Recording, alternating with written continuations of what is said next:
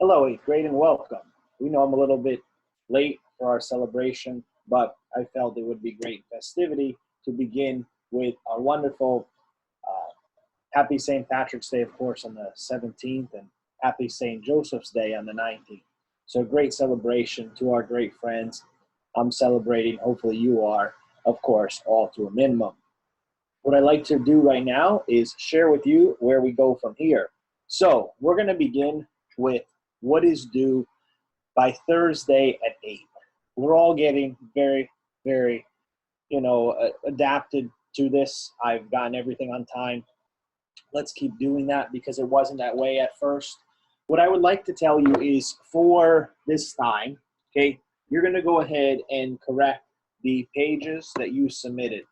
So by this point, you should have submitted your textbook pages 702, numbers 1 through 7. If you have not done so, please do so now and pause the video before you continue.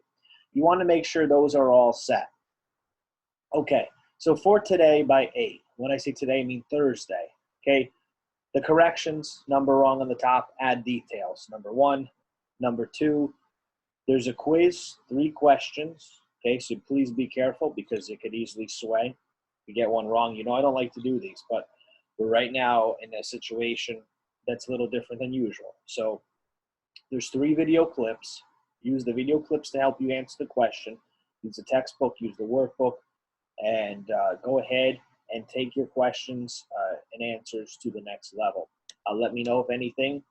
Just so you know, you can't write in the document, so you have to create your own document. You can copy and paste what I already have there and put it in a document, or you can just open the document, put the MLA heading, put the title, and number it 1, 2, and 3.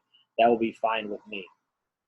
Let me share the screen with you, and we're going to begin with number 1.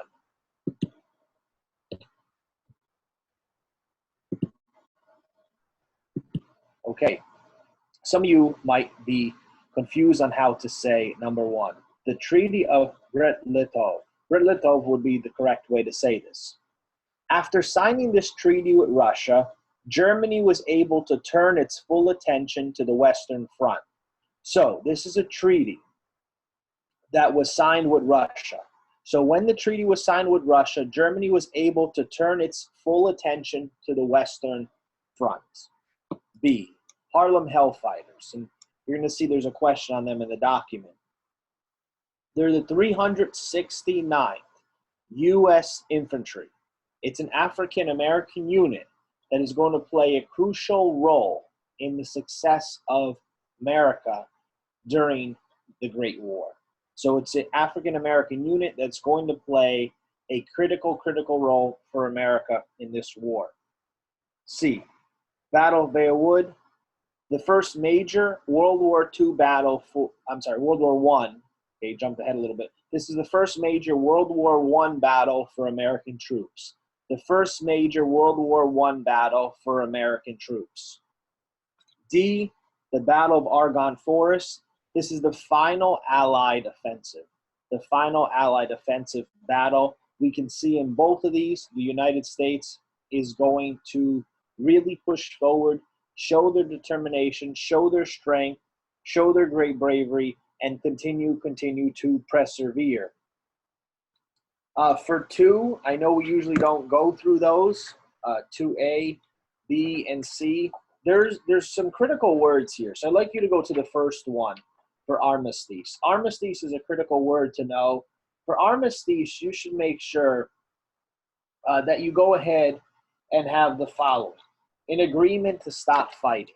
An armistice is an agreement to stop fighting. So sides would agree to stop fighting. Abdicate is number B. So abdicate, please go ahead and take a look at B. So 2B. And what you should have for that one is to give up power. That's a term, to give up power. And C, we should be familiar with right now just because of what's going on currently in our country, in our world. We've heard this word a lot, epidemic. It's a rapid spread of a contagious disease. A rapid spread of a contagious disease. That specifically is going to tie into the Spanish flu, the influenza during World War I. 3, Describe the situation of the Allies when the Americans arrived in 1917. So where were the Allies standing, okay, when the Americans would go ahead and arrive in 1917? Millions and millions of Allied soldiers had died. Millions and millions of Allied soldiers had died. Survivors were tired or they were ill. They were either tired or ill, and civilians were starving. Civilians were starving. There was not enough food for the civilians. They did not have enough money. Money wasn't as valuable as it once had, did not hold its same value. Russia's withdrawal from the war, so when Russia withdrew from the war, Germany would be able to start a new Western offensive. So by Russia withdrawing, Germany, as you learned in the previous video, is able to go ahead and advance here. It looks as if they will only continue to do so. So by Germany withdrawing, okay, and if the U.S. didn't come in here, the U.S. didn't step up, what could happen? Well, more soldiers definitely would continue to die. Exhaustion, illness, those who have survived are not in the condition they were in at the start of the war. Civilians were starving and they needed assistance as well. So you have, it's complete chaos on those lines when the Americans arrive, and that allows them to realize they need to do something here to assure a victory. Not just a victory in a war, but a victory for humanity. 4, what role did American troops play in Allied victory? So how crucial were the Americans to the Allies winning? Extremely, extremely crucial. Their victories in Beowulf and Argonne Forest, okay? They had a victory, as you know, Beowulf and Argonne Forest victories. Those victories were crucial for the Allies because it kept Germany from taking Paris and then forced Germany to retreat. Basically, their perseverance, American perseverance, would stop Germany in its tracks and cause Germany to not go ahead and continue to just keep pushing forward, keep pushing through more land, more power. Eventually, the Americans, right, the Allies here, they're able to work together and pull off an Allied victory. We don't want to say just thanks to Americans, but in great thanks to all the Allies and the Americans at that moment who came in when Russia had left and it looked as if Germany was going to continue to keep moving forward. What conditions did Europeans face in the war? Well, as you can see, some of the photographs here kind of relate to what's going on right now.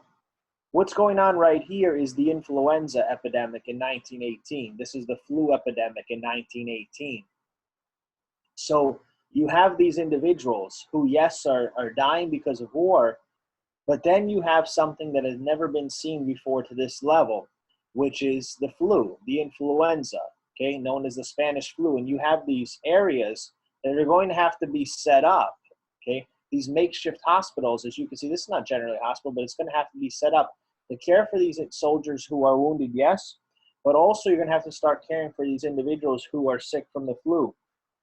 So you have millions dead or wounded, okay, millions dead or wounded, and much of northern France, a lot of parts of Europe lay in ruin, okay, they lay in ruin. Germans, of course, were starving. Germany was focused on victory. Germany was not focusing on feeding their people. They're focused on victory. So people in Germany have little to no food, generally no food here. And the influenza, the Spanish flu, is going to come in here. It's going to come in here. And this war, okay, this war is coming to a close. But you have this influenza, this new disease, a disaster. This epidemic struck the globe as we see this one right now, going to just impacting the world. And a lot of people have compared to what's going on right now to 1918 when this influenza broke out. Basically, what you have to realize, the epidemic killed more than 30 million people worldwide. So 30 million people worldwide died because of this flu epidemic. It's incredible. Between just 1918, if you see from the text, between 1918 and 1919, you have a total, okay, you have a total of more than 500,000 Americans dying from this influenza. So a very, very difficult time then, and of course right now. But we cannot forget about what happened then. Number 6, review the main idea statement at the beginning of the section. Main idea. The United States did not enter the First World War until 1917, but its fresh troops and supplies helped the Allies to victory. Write 4 to 5 newspaper headlines highlighting the role of American forces in bringing about the end of the war. So on your page, you should have at least 4 or 5 headlines. That will be fine. Remember, the U.S., they're bringing in fresh troops. They're bringing in individuals who are ready to fight, while many others on the Allied forces are exhausted. Central powers as well. They've been going for a while. Think of putting somebody new into a soccer game or into a baseball game. It's towards the end of the game, and you put in a few new players. They're fresh. They're ready to go, and they're ready to battle it out. These can vary, okay? These can vary. You can have a few here. I'm going to say a few, and you could jot down a few. One that comes to mind is the Yanks arrive in France, okay, referencing America. Marines capture Bay of Wood. Victory at Argonne Forest causes widespread German retreat. A victory at Argonne Forest causes widespread German retreat. President Woodrow Wilson sets conditions for armistice. Americans hold back the German forces. Victory for the Allies due to timing of Americans. Anything like this would be fine. Harlem Hellfighters contribute to Allied victory.